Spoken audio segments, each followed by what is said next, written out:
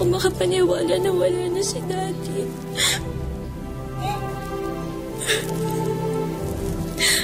Umaasa ako na sana panaginip lang yung lahat.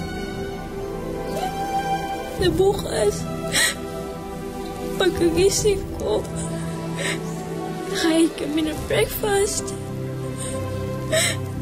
Tapos, ihatid niya ako sa school.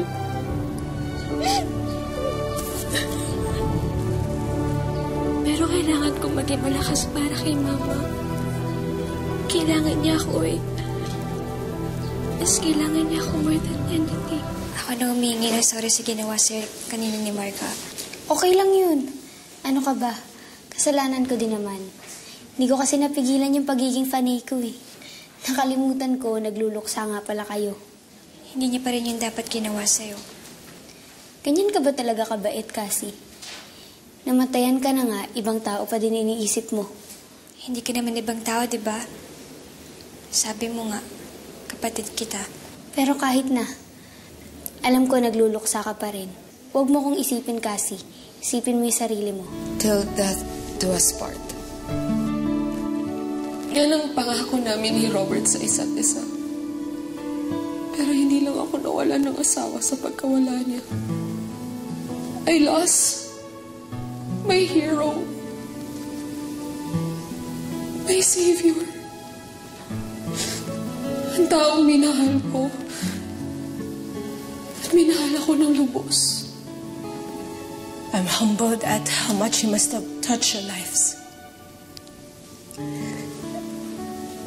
And I can only speak for myself. Looking back, I just see how much he has done for me. He never gave up on me. Not even at my worst. Kung meron man mong makakapagpatunay kung gaano siya kabuting ama, ako po yun. Buong buhay ko. Tinuring niya akong tunay na anak kahit hindi niya ako tunay na kadugo. Eh, bato?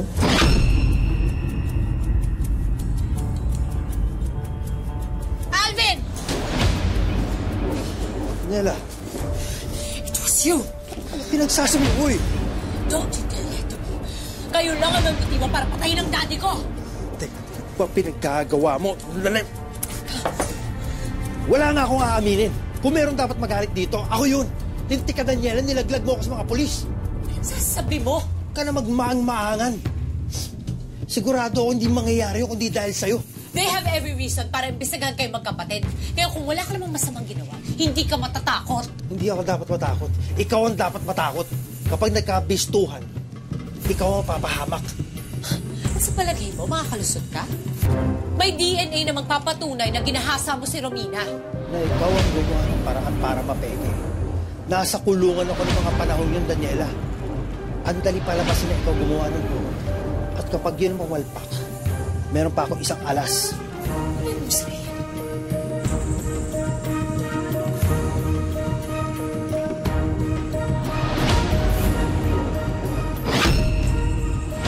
Saan mo ito nakuha? Doon kung saan ko iniwan si Romina noon.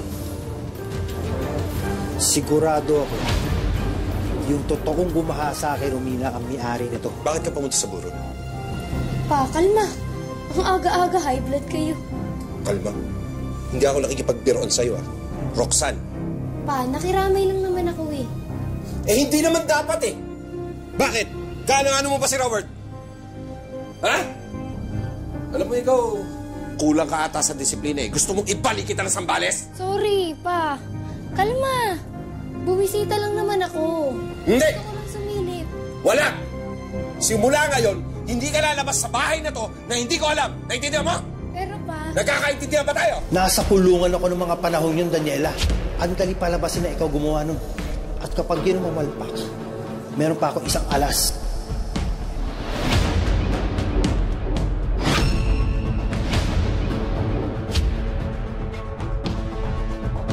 Happy birthday, Daddy! Make a wish, Dad. Oh.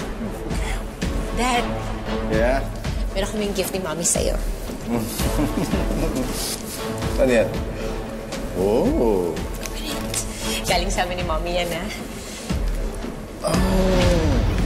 You like it? Yeah. Wear it? Of course it is. So sweet. Happy birthday, Dad! No, hindi pwede. Bakit na kay Alvin yung cufflinks? Huwag kang mag-alala kasi nag-notes kami ni LJ tungkol sa mga na mismong lesson. Sigurado ako makakahabol ka agad. Cassie, if you want to talk, nandito lang kami ni Fatima. Salamat. Pero hindi niyo kailangan mag-alala sa akin.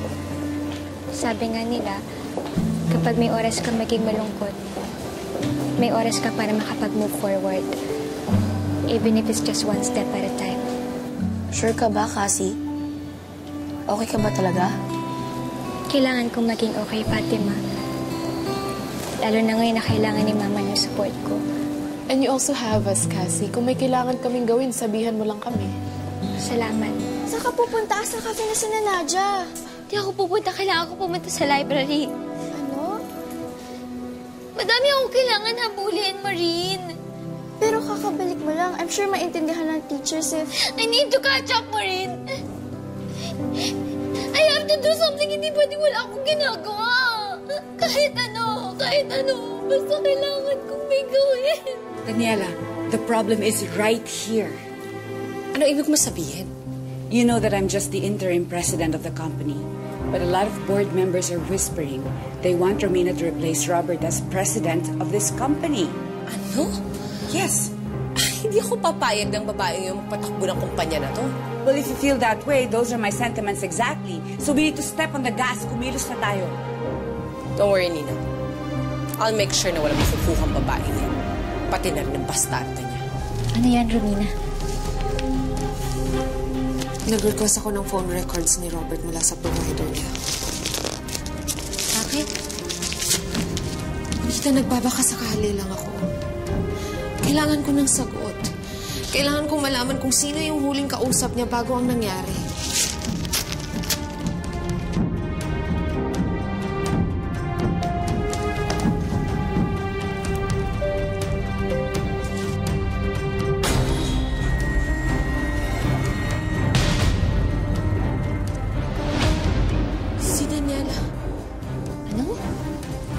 Si Daniela ang isa sa mga huling nakausap niya at hindi niya nabanggit sa akin yun. Anong pinag-usapan niyo ng daddy mo bago siya namatay?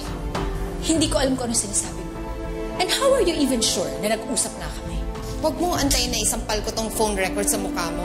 Anong pinag-usapan niyo? Mag-ama kami, Romina.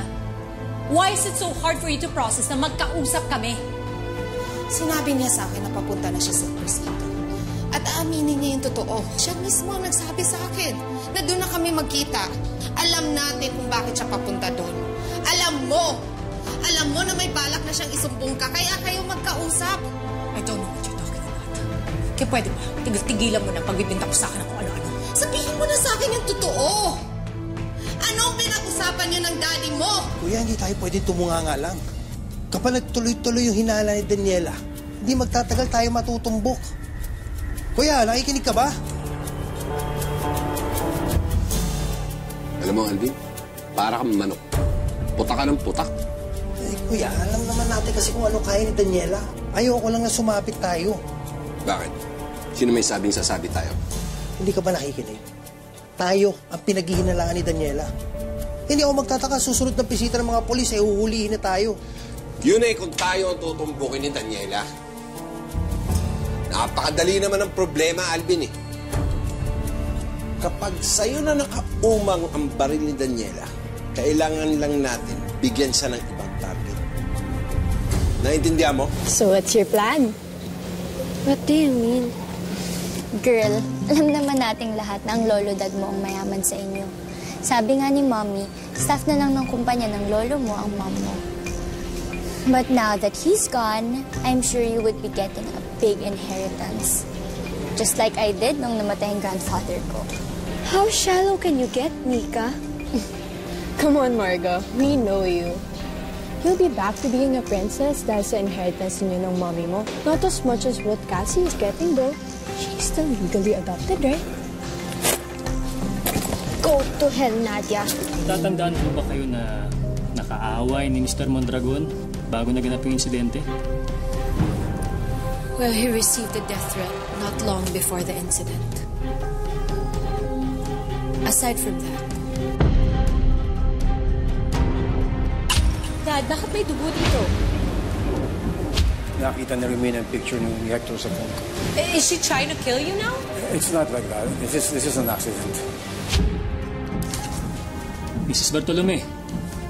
before the first accident, nakita kong may dugo yung shirt niya. May sugat siya kaya tinanong ko kung saan nanggaling yun and he said na nag-away sila ni Romina. Hindi ko alam kung ano yung eksakto nangyari but the fight must have been physical. Yung asawa niya? Yes. Pakiramdam ko na nakawan ako ng pagkakataon. Matagal ko pa dapat makakasama si Daddy. Swerte ka pa rin. Tagal mo nga siya nakasama eh. Tutut ko. Kung alam ko lang na mangyayari yun sa kanya. Sana tiniis na lang kita. Sana hindi na lang ako naging pasaway. Di sana nagalit sa akin si Lolo Dad. Parker, hindi naman nagalit sa'yo si Daddy. Kahit nag-aaway tayo lagi, iniintindi ka pa rin niya. Namimiss ko na rin si Daddy.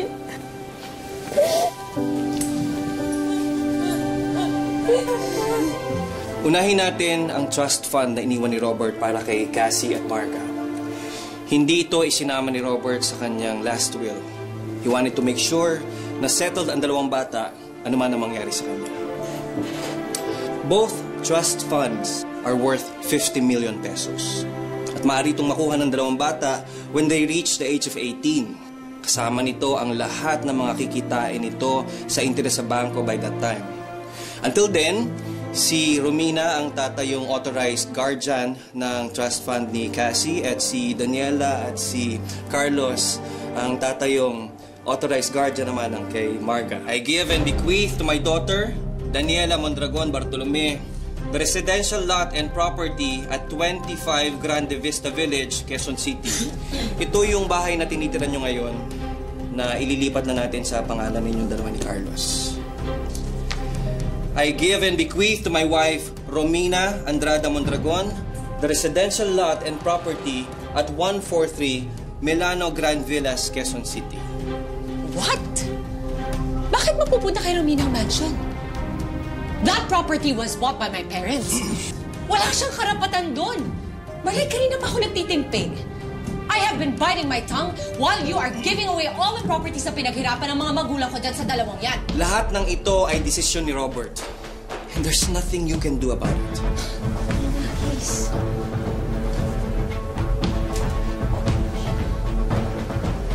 Shall we continue?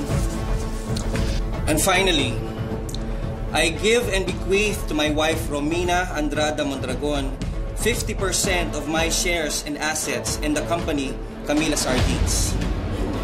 The remaining 50% will be equally divided to my daughters, Daniela Mondragon Bartolome and Cassandra Andrada Mondragon. Are you kidding me? No! Company is mine! Daniela, calm down. The hell I'm going to calm down. You Daniela. bitch! Hindi ko sa mine!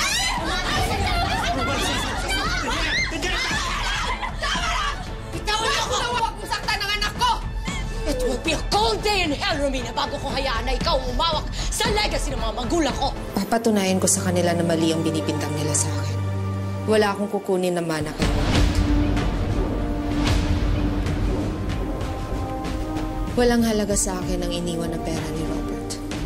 Kung yun ang magiging dahilan para hirakan nila ang dignidad natin, lumaki ako sa hirap at hindi kita pinalaki sa luho. Anak, hindi tayo matatahimik hanggat hindi niya nakukuha ang gusto niya at patuloy niya isasampal sa atin ang mana ng daddy mo. Ma, Kahit na pong decision niyo, susuportahan ko po kayo. Sigurado ka na ba sa desisyon mo, Romina? Bernard, gusto ko lang matahimik ang buhay namin ni Cassie. Kung ang pagpapaubaya ang paraan para mangyari yon, handa ko ibigay yun kay Daniela. Pero Romina, kaya ito ginawa ni Robert ay para masigurado ang kinabukasan ninyong dalawa. Alam ko. At alam kong maiintindihan niya yun. Please, Bernard. Just draft the transfer papers. Masyado na akong maraming kailangan harapin para idagdag ko pa ang pagko-contest ni Daniela tungkol sa mana. Sige, kung yan ang gusto mo. Pero ang hinihiling ko lang dapat sigurado ka. Pag naayos ko na ang lahat ng ito, hindi niyo na ito mababawi pa. Sigurado.